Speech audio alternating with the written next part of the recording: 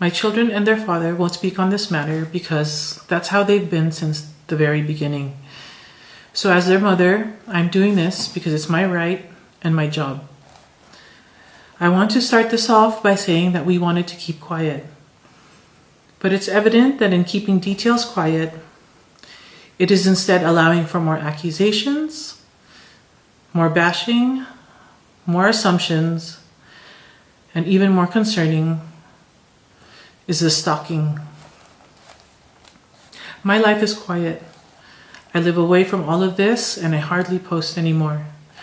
So take that into consideration before any of you claim that I'm doing this for any other reason than to stand up for my son. Even Andre is getting bashed for standing up for his brother. He is the kindest human you will ever meet and does not deserve any of this. So much of this mess could have been avoided if people on Kaylan's team didn't ask Benji to tell the public that they were still okay. Why couldn't they admit it? Because of contracts. Now a timeline. When did this begin to unravel? With everything that I've gathered from multiple people, I think sometime after the US trip in January. Some things were said and done that were, let's say, a red flag. For the next few months, Kobe had a few more encounters with Kaylan's parent that really put him off. And like any other relationship, he wanted to try to get past it. Fast forward to the day Kobe moved out, the things said and done to him were unforgivable. So he finally left. Andre came to help Kobe move his things out. Then he stayed to talk to Kaylan's parents, to apologize for how things ended, and thank them for everything. Because that's who Andre is. He's kind and he is respectful. The next days that followed, a handful of us took calls from Kaylan to console her for hours.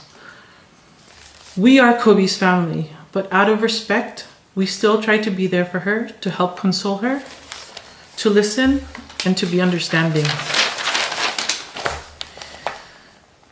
We all found the stories she shared about the past month odd because it was unlike Kobe to be so dismissive. Now we know why. Kobe gives his all. He's generous. He's kind. He sticks to one. But when he's made to feel a certain way, he's done. And I think that goes for most men. Right now, I'm confused as to why Kaylan and the people on her side are allowing Kobe to look like he's a cheater and she just wants to keep quiet to protect her own peace. Somehow she's getting praised for having the courage to leave my son, who according to her parents are masama. When in fact, up until the day before Easter, she was begging all of us to convince Kobe to go back home and to apologize to her so they can still fix things. She and I had multiple long talks. I thought we had an agreement. She said, so I told her that she shouldn't do anything irrational, like deleting photos, unfollowing, things like that, so things don't get worse. And that I would wait for Kobe's call and I would see if I could check if things are still salvageable. But then Kaylan went on to not only do some of those things, she also thought it would be a smart idea to post a video of her singing some sentimental song, only adding fuel to the flames. We kept quiet. I'm guessing her parents found it the perfect opportunity to also post something for their own gain, posts with innuendos, causing people to not only stalk Kobe while abroad, but now my family and I are getting abused online. Still, we kept quiet. Then Kaylan called me again. This time, she sent me an edited screen grab na galing daw sa reliable source.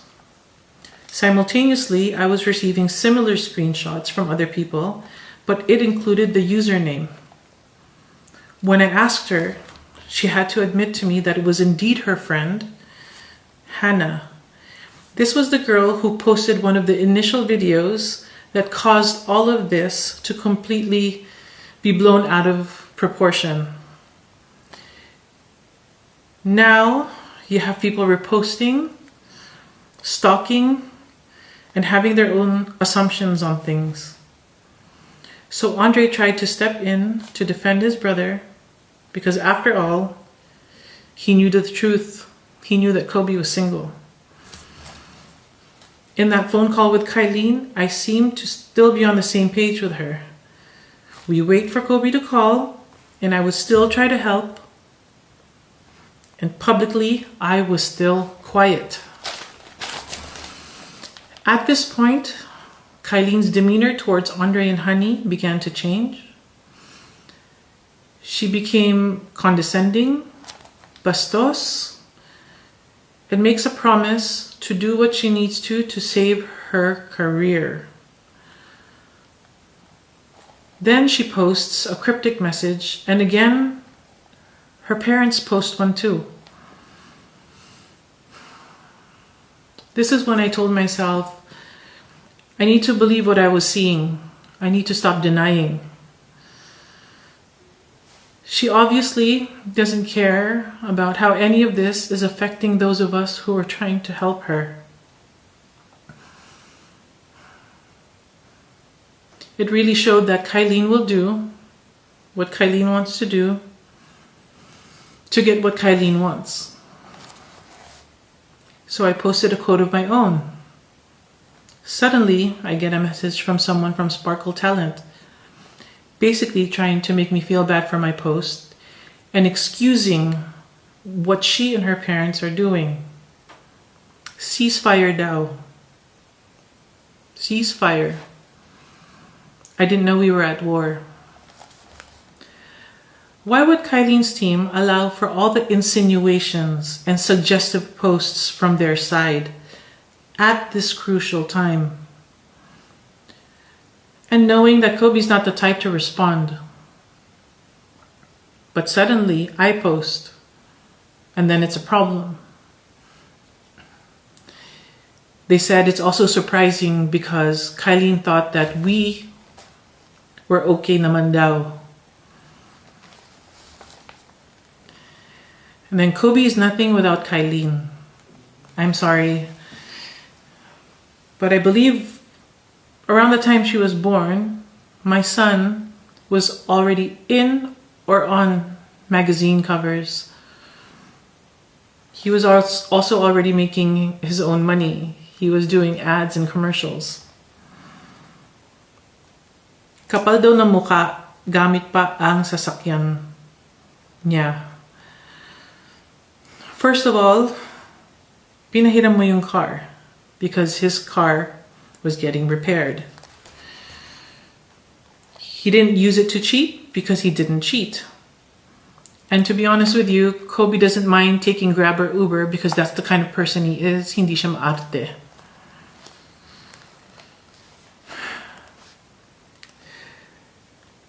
Kaylan also told Andre na ang sarap singilin ng rent.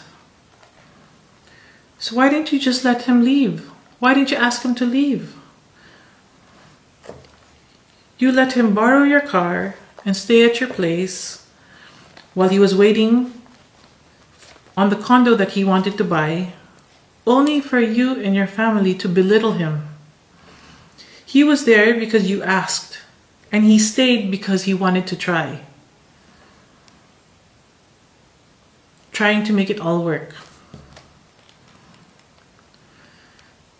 This was the layer of toxicity that Kobe was trying to tell me about.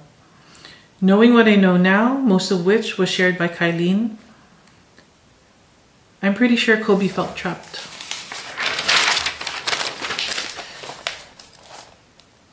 Kaylan should have completely understood the day that he decided to leave her that he had had enough.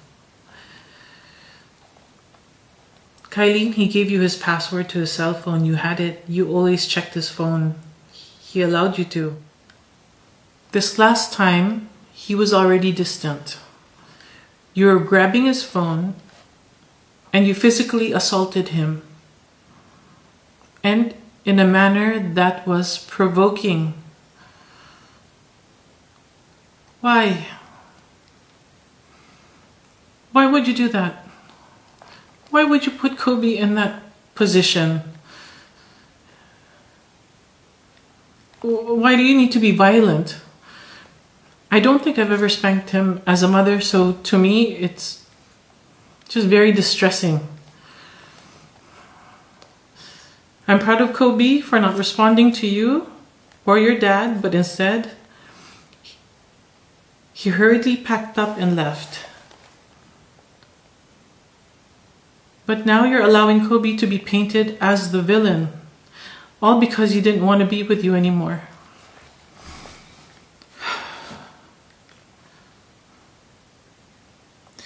Let me discuss how her parents are supposedly hurt by this betrayal. Because the father supposedly treated Kobe like his son.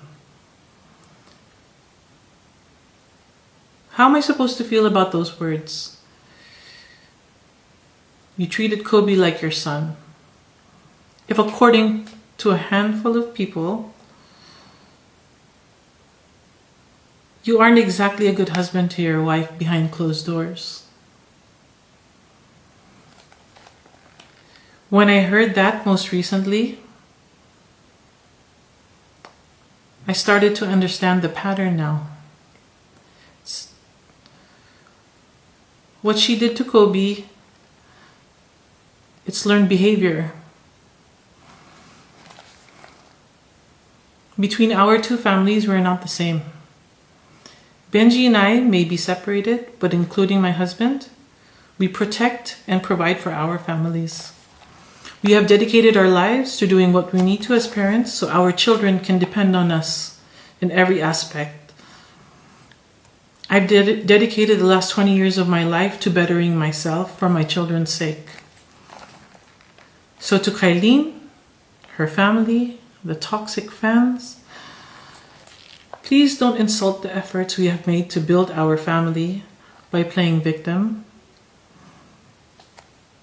If you're a victim, you're the victim of your own doing. Your actions have consequences.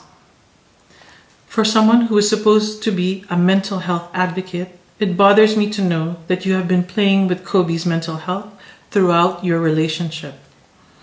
I will leave the many incriminating stories of why Kobe found it incredibly difficult to trust you between the both of you, unless you make it necessary for me to do it in the future. And I'm praying that doesn't happen. So yes, we too, Kaylan, we keep proof. Sana nga, hindi na kailangan i-share.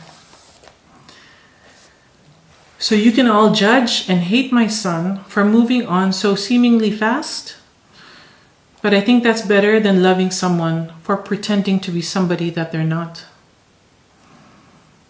When Kobe finally called to fill in the gaps, I had a flashback, and it just made me so disappointed in myself, because back last year around July, I was warned. But instead I defended you, Kaylan. I thought, if there was a woman, a mother that could understand and be most accepting, it would be me. I regret not listening to those warnings. Now I hope everyone who has the heart to truly comprehend the gravity of the deception of your ways now sees the real you.